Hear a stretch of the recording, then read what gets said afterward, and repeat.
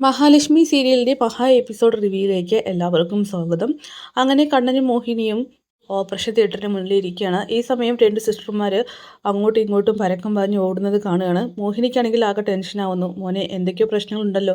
കണ്ണൻ വേഗം തന്നെ ഒരു സിസ്റ്ററോട് ചോദിക്കുമ്പോൾ ഒന്നും പറയാനായിട്ടില്ലെന്ന് പറഞ്ഞ് അവർ വീണ്ടും ഓപ്പറേഷൻ തിയേറ്ററിനകത്തേക്ക് കയറുകയാണ്. ഇല്ല മോനെ, എന്തോ പ്രശ്നമുണ്ട്. അവരെന്താ ഒന്നും പറയാത്ത? ഡോക്ടറെ ആണെങ്കിൽ പുറത്തേക്കും കാണുന്നില്ലല്ലോ. പെട്ടെന്നാണ് അവിടേക്ക് ലേഖയും മഞ്ജുവും ക്ഷേത്രത്തിലേക്ക് പോയിട്ട് വീഴുന്നത്. കാണേട്ടാ, ഇതാ പ്രസാദം എന്ന് പറഞ്ഞുകൊണ്ട് ലേഖ വേഗം തന്നെ പ്രസാദം തൊട്ട് കൊടുക്കുന്നുണ്ട്. പിന്നെ അവിടെ വെച്ച് എൻ്റെ ഏട്ടനെയും അമ്മയെയും കണ്ടിരുന്നു. അവർക്ക് യാതൊരു കൂസലുമില്ല, നല്ല സന്തോഷത്തിലാണ്. മഹിക്ക് ആപത്ത് സംഭവിക്കണമെന്ന് പ്രാർത്ഥിക്കാൻ വേണ്ടി വന്നതായിരിക്കും മോളെ എന്നിങ്ങനെ കണ്ണൻ പറയുമ്പോൾ അതിന് സംശയമില്ലാത്ത കാര്യമാണല്ലോ. പിന്നെ ഞാൻ അയാളോട് പറഞ്ഞു അയാളുടെ ഭാര്യ പ്രഗ്നൻ്റ് ആണെന്നുള്ള കാര്യം. വലിയ സന്തോഷമൊന്നും കാണുന്നില്ല, കാരണം ക്യാഷ് ചിലവുള്ള കാര്യമാണല്ലോ. അങ്ങനെ ലേഖ പറയുന്നുണ്ട്, എന്തായാലും പ്രതാപന് പറ്റിയ മരുമോൻ തന്നെയാണെന്ന്. പിന്നെ അമ്മയുടെ മോളാണ് കരുണ, അതുകൊണ്ട് ഞാൻ കൂടുതലൊന്നും പറയുന്നില്ലെന്ന് പറയുമ്പോൾ, മോളെ എനിക്കിപ്പോൾ അവളെ സ്വന്തം മോളായിട്ട് കാണാനായിട്ട് കഴിയുന്നില്ല. കാര്യം എന്തൊക്കെ പറഞ്ഞാലും അവളൊരു അമ്മയായതാണ്. കുഞ്ഞ് നഷ്ടപ്പെടുമ്പോൾ ഉള്ള വേദന എന്താണെന്ന് തിരിച്ചറിഞ്ഞവളാണ്. അവൾ തന്നെ എൻ്റെ മോളെ ഇങ്ങനെയുള്ളൊരു ക്രൂരത ചെയ്ത് ഹോസ്പിറ്റലിലാക്കിയിരിക്കുന്നു. അവൾക്കൊരിക്കലും അമ്മയാകാനുള്ള യോഗ്യതയില്ല. കുട്ടിക്കാലത്തൊക്കെ മഹാലക്ഷ്മി ഒരുപാട് ഉപദ്രവിച്ച കൂട്ടത്തിലാണ്. അപ്പോഴൊക്കെയും ഞാൻ രണ്ടുപേരെയും രണ്ടായി കണ്ടിട്ടില്ല, രണ്ടാളെയും ഒരുപോലെ സ്നേഹിച്ചിട്ടുള്ളൂ. ഇപ്പം എനിക്കൊരിക്കലും അവളെ സ്നേഹിക്കാൻ തോന്നുന്നില്ല. അവൾ അമ്മയാകാൻ പോകുന്നു എന്ന് അറിഞ്ഞിട്ട് പോലും യാതൊരു സന്തോഷമില്ലെന്നൊക്കെ പറഞ്ഞ് മോഹിനി തൻ്റെ വിഷമങ്ങൾ പറയുകയാണ്. അമ്മ വിഷമിക്കാതിരിക്കുക, അമ്മയെ കുറ്റപ്പെടുത്തിയതല്ല. എന്തൊക്കെ പറഞ്ഞാലും ആ മുത്തശ്ശിയും പ്രതാപനും വളർത്തി വലുതാക്കി ദോഷാക്കി വെച്ച കൊച്ചുമോളല്ലേ, അങ്ങനെ തന്നെ ഉണ്ടാവുകയുള്ളൂ എന്നൊക്കെ പറയുമ്പോഴേക്കും അവിടേക്ക് എലിസബത്ത് ഡോക്ടർ വരികയാണ്. ഡോക്ടർ എന്തായി കണ്ണ? മഹാലക്ഷ്മിക്ക് കുഴപ്പമൊന്നുമില്ല, പക്ഷേ ഇപ്പോൾ ഒന്നും പറയുന്നില്ല, എല്ലാം പറയാമെന്ന് പറഞ്ഞ് അവരാണെങ്കിൽ അവിടെ നിന്ന് പോവുകയാണ്. ആരും ഒന്നും പറയുന്നില്ലല്ലോ, എനിക്കൊക്കെ ടെൻഷനാവുന്നു എന്നങ്ങനെ കണ്ണൻ പറയുമ്പോഴേക്കും അവിടേക്ക് നമ്മുടെ തോമസ് വൈദ്യൻ വരികയാണ്. ഇതേ കണ്ണേട്ടാ, തോമസ് സാറ് വരുന്നുണ്ട് എന്നിങ്ങനെ ലേഖ പറയുമ്പോൾ, സാറേ എൻ്റെ മഹിക്ക് എന്ത് സംഭവിച്ചു? എടോ താനിങ്ങനെ ടെൻഷനാവല്ലേ, തൻ്റെ ഇടത്തോടെ ഇരിക്കും, പ്രാർത്ഥന ഒരിക്കലും കുറയ്ക്കരുത്, അതിൻ്റെ ആഴം കൂട്ടാനേ പാടുള്ളൂ എന്ന് പറഞ്ഞുകൊണ്ട് തോമസ് സാറാണെങ്കിൽ കണ്ണനെയും വിളിച്ച് എലിസബത്തിൻ്റെ അടുത്തേക്ക് പോവുകയാണ്. അങ്ങനെ എലിസബത്ത് ഡോക്ടർ പറയുന്നുണ്ട്, കണ്ണ പറയുന്നതുകൊണ്ടൊന്നും തോന്നരുത്, വിഷമിക്കരുത്. മഹാലക്ഷ്മി ഭയങ്കര വീക്കാണ്. സി സെക്ഷൻ നടത്താനായിട്ട് ഞാൻ ചെന്നപ്പോൾ ആ കുട്ടി ഒട്ടും ആക്റ്റീവല്ല.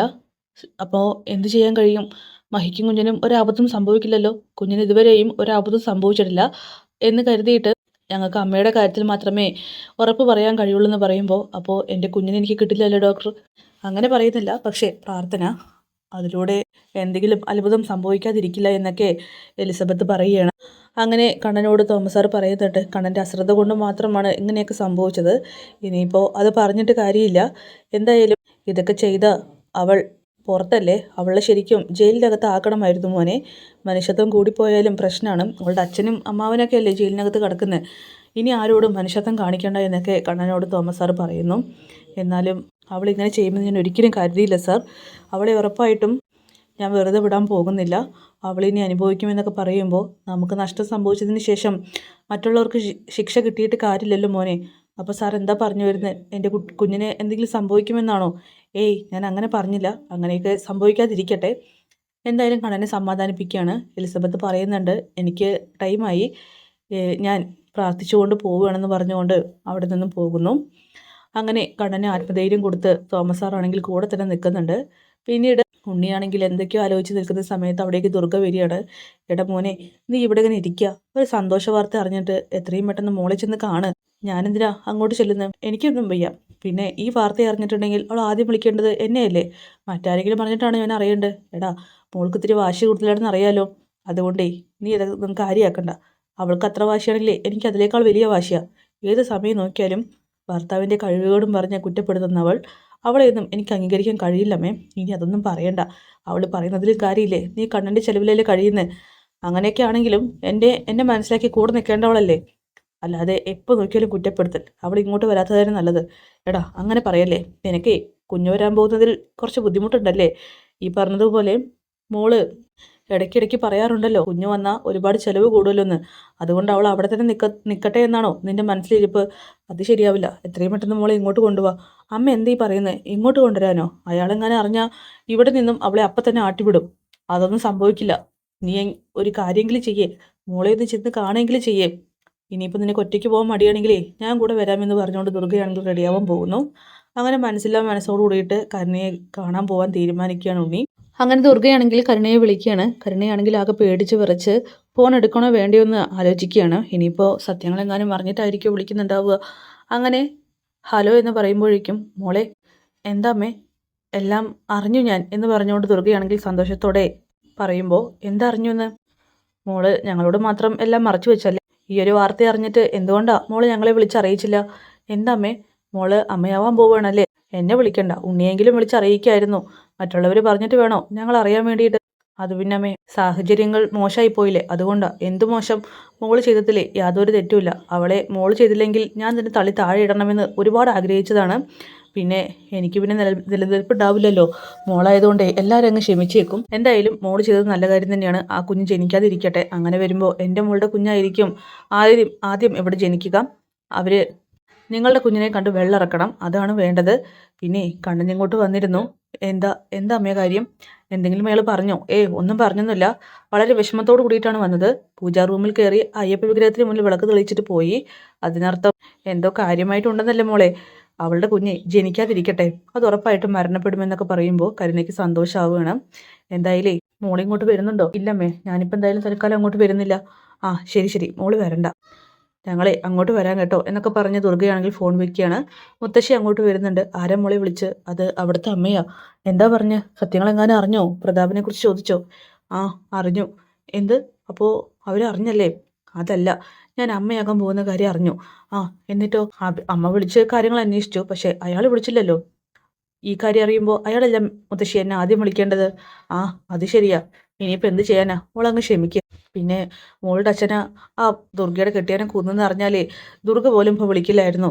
അതുകൊണ്ടേ മോൾ ഇതൊക്കെ അങ്ങ് ക്ഷമിച്ചേക്ക്. എനിക്ക് ക്ഷമിക്കാൻ കഴിയില്ല മുത്തശ്ശി. ഇങ്ങനെ കഴിവില്ലാത്ത ഒരു ആളുടെ കുഞ്ഞിനെ പ്രസവിക്കുക എന്ന് പറയുമ്പോൾ അതെത്ര വലിയ ബുദ്ധിമുട്ടാണെന്ന് അറിയാമോ? പിന്നെ എനിക്ക് വയ്യ അയാളെ സഹിക്കാനായിട്ട്. പുറമേയുള്ള ചന്തം മാത്രമേ ഉള്ളൂ. അയാൾ വിളിക്കാത്തതേ ഇത് ആൾക്കറിയാം അധിക ചിലവാണെന്ന്. അതുകൊണ്ടാ എന്നൊക്കെ പറയുമ്പോൾ മോള് പറയുന്നതൊക്കെ ശരി തന്നെയാണ്. ആ ഇനിയിപ്പോൾ എന്തൊക്കെ പറഞ്ഞാലും നമ്മുടെ ഉണ്ണിമോൻ കാണാൻ സുന്ദരനും സുമുഖനല്ലേ. അതാ മുത്തശ്ശി ഞാൻ പറഞ്ഞത്. കല്യാണം കഴിയുന്നത് വരെയുള്ളൂ ഈ പുറമേയുള്ള ചന്തമൊക്കെ.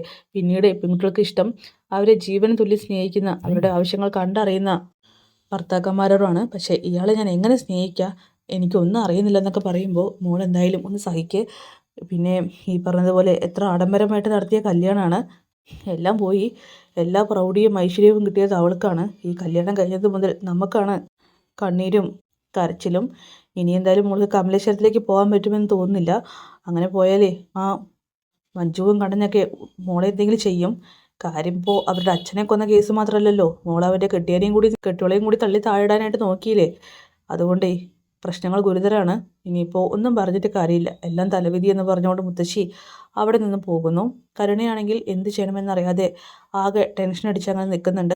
അങ്ങനെ മഹിയെ സെക്ഷൻ ചെയ്ത് കുഞ്ഞിനെ പുറത്തിറക്കാനായിട്ട് തീരുമാനിക്കുകയാണ്. ഡോക്ടറാണെങ്കിൽ അതിനു മുന്നേ നന്നായിട്ടൊന്ന് പ്രാർത്ഥിക്കുന്നുണ്ട്. അമ്മയുടെ ജീവനാണ് നമ്മൾ ലക്ഷ്യമിടുന്നത്.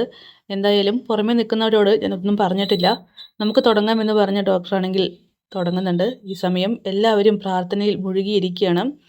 അങ്ങനെ അമ്മയും മാർക്കോയും ഒക്കെ തന്നെ ധ്യാനത്തിലാണ്.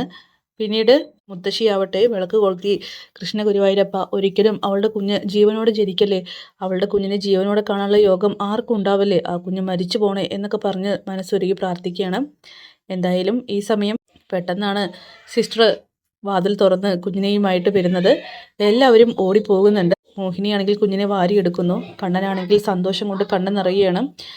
മറ്റെല്ലാവർക്കും ഒത്തിരി സന്തോഷമാവുന്നുണ്ട്. പെൺകുഞ്ഞാണ്, 5/10 ജനനം എന്നിങ്ങനെ പറയുന്നു. ഇത് കേൾക്കുമ്പോൾ തന്നെ എല്ലാവരും ഒരുപോലെ സന്തോഷിക്കുകയാണ്. ഡോക്ടർ വരുന്നുണ്ട്. കുഞ്ഞിൻ്റെ കഴുത്തിൽ കറുത്തൊരു മറുകുണ്ട്. അത് കൊടിയ വിഷം ഉള്ളിൽ ചെന്നതുകൊണ്ട് മാത്രമാണ്. അല്ല ഡോക്ടർ, അതിൻ്റെ പേരിൽ എന്തെങ്കിലും പ്രശ്നം ഉണ്ടാവുമോ? നമുക്ക് നോക്കാം. പിന്നെ മാസം തികയാത്ത കുഞ്ഞാണ്, അതുകൊണ്ട് കൂടുതൽ നേരം പുറത്ത് നിർത്തേണ്ട. മഹിക്ക് കുഴപ്പമൊന്നുമില്ലല്ലോ. മഹാലക്ഷ്മി ആരോഗ്യമായിട്ടിരിക്കുന്നു, യാതൊരു പ്രശ്നമില്ല. ഞങ്ങൾ ഒത്തിരി പേടിച്ചു, പക്ഷെ പേടിച്ചതുപോലെയൊന്നും ആയിരുന്നില്ല. എല്ലാവരുടെയും പ്രാർത്ഥന പോലെ തന്നെ കാര്യങ്ങൾ നടന്നു, ഭംഗിയായി നടന്നു എന്നൊക്കെ പറഞ്ഞ് കുഞ്ഞുമായിട്ട് ഡോക്ടർ പോവുകയാണ്.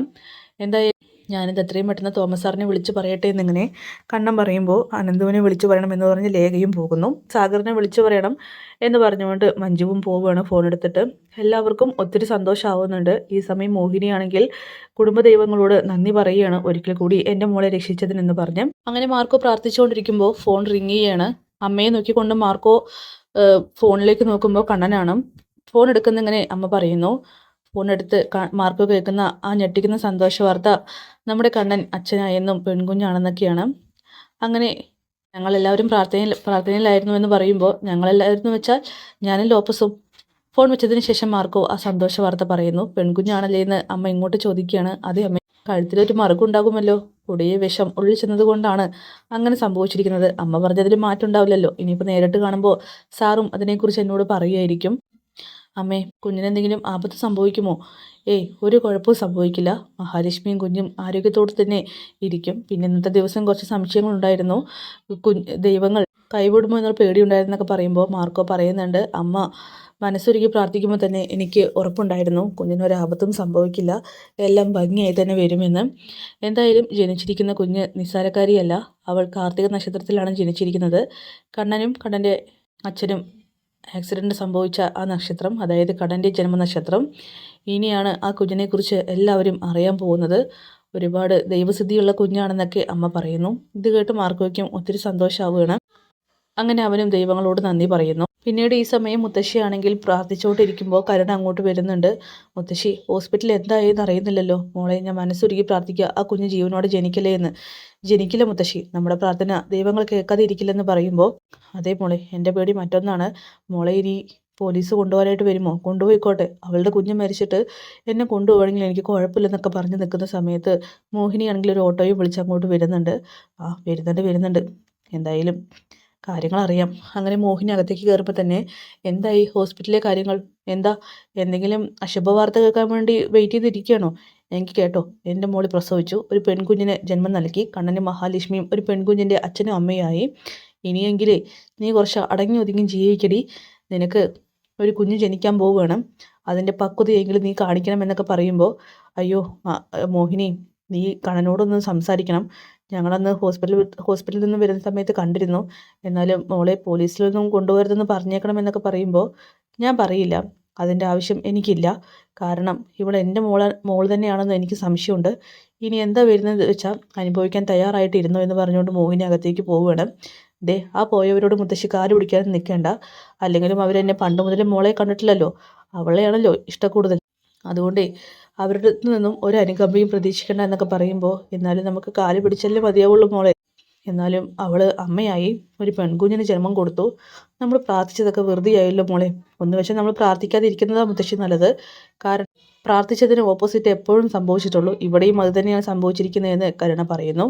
അങ്ങനെ രണ്ടാളും ആകെ ദേഷ്യത്തിൽ നിൽക്കുന്നുണ്ട്. ഈ സമയം മഞ്ജു ആണെങ്കിൽ കണ്ണനോട് പറയുന്നുണ്ട്, എൻ്റെ ആങ്ങളെയും അമ്മയെയും വിളിച്ചറിയിക്കുകയാണ് ഏട്ടാ. അവരെ കുഞ്ഞിന് എന്തെങ്കിലും സംഭവിച്ചോന്ന് അറിയാൻ വേണ്ടി കാത്തിരിക്കുകയായിരിക്കും എന്നൊക്കെ പറയുമ്പോൾ, കുഞ്ഞുമായിട്ട് 28 കഴിഞ്ഞാൽ വീട്ടിലേക്ക് പോകണോ വേണ്ടോ എന്നുള്ള കാര്യം ആലോചിക്കണമെന്നിങ്ങനെ ലേഖ പറയുകയാണ്. അതേ കണ്ണേട്ടാ, കുഞ്ഞായിട്ട് ഇനി അങ്ങോട്ട് പോകുന്നത് വളരെ അപകടം പിടിച്ചൊരു കാര്യമാണ്. ഇന്നിപ്പോൾ ഏടത്തിയെ തള്ളിയിട്ടു, നാളെ കുഞ്ഞിനെയായിരിക്കും സ്റ്റെപ്പിൽ നിന്ന് തള്ളിയിടുക എന്നൊക്കെ പറയുമ്പോൾ കണ്ണനാണെങ്കിൽ ആകെ പേടിയാവുകയാണ്. അതിനെക്കുറിച്ച് നമുക്ക് ചർച്ച ചെയ്യാം. പിന്നെ നമ്മുടെ അമ്മാവനും പ്രതാപനും ഒക്കെ തന്നെ ശരിക്കും കൊലയാളികളും ഗുണ്ടകളുമാണ്. എന്നാൽ മാർക്കോ എല്ലാവരും ഗുണ്ടയെന്ന് വിളിക്കുന്നുണ്ടെങ്കിലും അവന് മനസാക്ഷിയുള്ളവനാണ്. അവനെപ്പോലുള്ളവർ നമ്മുടെ കൂടെ ഉള്ളത് കൊണ്ട് തന്നെ നമുക്ക് കൂടുതൽ ധൈര്യമുണ്ടെന്നൊക്കെ പറയുമ്പോൾ, അത് ശരിയാണ്, നന്മയുള്ളവനാണ് മാർക്കോ എന്നൊക്കെ ലേഖയും പറയുന്നുണ്ട്. അങ്ങനെ കണ്ണനാണ് അവിടെ നിന്ന് പോകുമ്പോൾ ലേഖ പറയുകയാണ്, ഇനി നിൻ്റെ അമ്മാവനെക്കുറിച്ചും അതുപോലെ പ്രതാപനെക്കുറിച്ചൊക്കെ അറിയാൻ പോകുന്നേ ഉള്ളൂ നീയെന്ന്. അല്ലെങ്കിലും അവരെന്തിനാണ് അറസ്റ്റ് ചെയ്തിരിക്കുന്നത്? അവരെ അറസ്റ്റ് ചെയ്തിരിക്കുന്നത് എന്തിനാണെന്ന് നീ അറിയും. അന്ന് നീ നിൻ്റെ അമ്മാവനെ കാണാനായിട്ട് പോകും. ഇപ്പോൾ കിടക്കുന്ന നിൻ്റെ അമ്മാവൻ്റെ മോനുണ്ടല്ലോ, അങ്ങനെ തന്നെ കിടക്കും. കാരണം അതൾക്ക് കിട്ടിയ ഏറ്റവും വലിയ ശിക്ഷയാണെന്നൊക്കെ ലേഖ പറയുന്നു. അങ്ങനെ ദുർഗയാണെങ്കിൽ ഉണ്ണിയോട് ചോദിക്കുന്നുണ്ട്, എടാ നീ മോളെ ഇത്ര നേരമായിട്ടും വിളിച്ചില്ലേ? ഞാനൊന്നും വിളിച്ചില്ല. എടാ അങ്ങോട്ടൊന്ന് വിളിക്ക്, എനിക്ക് പറ്റില്ല. അവളെ എന്നെ അത്രത്തോളം അധിക്ഷേപിച്ച സംസാരിച്ചത്, അതുകൊണ്ട് എന്നെ കൊണ്ട് പറ്റില്ലമ്മേ. അപ്പോഴേക്കും കണ്ണനാണെങ്കിൽ അവിടേക്ക് വരികയാണ്. അവൻ വരുന്നുണ്ട്. അങ്ങനെ കണ്ണനെ കാണുമ്പോൾ തന്നെ അഭിനയിച്ചുകൊണ്ട് ദുർഗയും ഉണ്ണിയും ചോദിക്കുന്നുണ്ട്, ഹോസ്പിറ്റലത്തെ കാര്യം എന്തായെന്ന്. മഹി അമ്മയായി. ഇത് കേൾക്കുമ്പോൾ തന്നെ രണ്ടാളും ഷോക്കാവുന്നു. എൻ്റെ കുഞ്ഞിനും എൻ്റെ മഹിക്കും യാതൊരു പ്രശ്നവും നിങ്ങളെല്ലാവരും ആഗ്രഹിച്ചതും പ്രാർത്ഥിച്ചതുമായിട്ടുള്ള ഒരു കാര്യങ്ങളും സംഭവിച്ചിട്ടില്ല. പിന്നെ നിന്റെ ഭാര്യ അമ്മയാവാൻ പോവല്ലേ, നീ അത് അറിഞ്ഞില്ലടാ, എന്നിട്ട് അവളെ വിളിച്ചില്ലേ എന്ന് ചോദിക്കുമ്പോൾ ഇല്ല ഞാൻ വിളിച്ചില്ല. എങ്ങനെ വിളിക്കാൻ, പണച്ചെലവുള്ള കാര്യമാണല്ലോ. ഗർഭിണിയായിട്ടുള്ള ഭാര്യയെ സംരക്ഷിക്കുക എന്ന് പറയുന്നത് ഒരുപാട് പണം വേണം. പിന്നെ ചെക്കപ്പും മറ്റൊക്കെ ഉണ്ടല്ലോ. പിന്നെ നിന്നെപ്പോലെ കഴിവ് കെട്ടവൻ്റെ കൂടെ അവൾ ഒരിക്കലും വരാനും പോകുന്നില്ലെന്നൊക്കെ പറയുമ്പോൾ എന്തായാലും അതൊക്കെ എൻ്റെ കാര്യങ്ങളല്ലേ, ഞാൻ നോക്കിക്കോളാം. അവളെ ഇനി ഇങ്ങോട്ട് കൊണ്ടുവരരുതെന്നും കൂടിയും കണ്ണൻ പറയുന്നു. എന്നിട്ട് മോഹി മോ ദുർഗ ചോദിക്കുന്നുണ്ട്, അല്ലടാ അമ്മാവനെയും പ്രതാപനെയും എന്തിനാ പോലീസ് അറസ്റ്റ് ചെയ്തിരിക്കുന്നത്? അതെ, അതിനെക്കുറിച്ച് അവളൊന്നും പറഞ്ഞില്ലേ? അവൾക്കും അവളുടെ മുത്തശ്ശിക്ക് അറിയാം, പക്ഷെ പറയില്ല. പിന്നെ അമ്മായിക്ക് കാര്യങ്ങളൊക്കെ അറിയാം. എന്താണെന്നേ നിങ്ങൾ വഴുകാതെ തന്നെ അറിയും. നിങ്ങൾ മാത്രമല്ല, ഈ ലോകം തന്നെ അറിയും. അങ്ങനെ അറിയുന്ന സമയത്തെ മുകളിലിരിക്കുന്ന ഈശ്വരനും ഈ ലോകവും അവർക്ക് കൊടുക്കുന്ന ശിക്ഷ വളരെ ദയനീയമായിരിക്കുമെന്നൊക്കെ കണ്ണൻ പറയുന്നു. എന്നിട്ട് അവിടെ നിന്ന് പോവുകയാണ്. ഈ സമയം ഉണ്ണി പറയുന്നുണ്ട്, അല്ലെങ്കിലും അവർ രണ്ടുപേരും ചേർന്ന് എന്തോ ഒരു ചതി ഒപ്പിച്ചിട്ടുണ്ട്. അത് കരുണയുടെ മുത്തശ്ശിയുടെ സ്വഭാവത്തിൽ നിന്നും അതുപോലെ കരുണയുടെ ഭാഗത്തിൽ നിന്നൊക്കെ എനിക്ക് മനസ്സിലായതാണ് അമ്മേ. എന്നാലും എന്തായിരിക്കും അവിടെ നമുക്ക് നോക്കാം.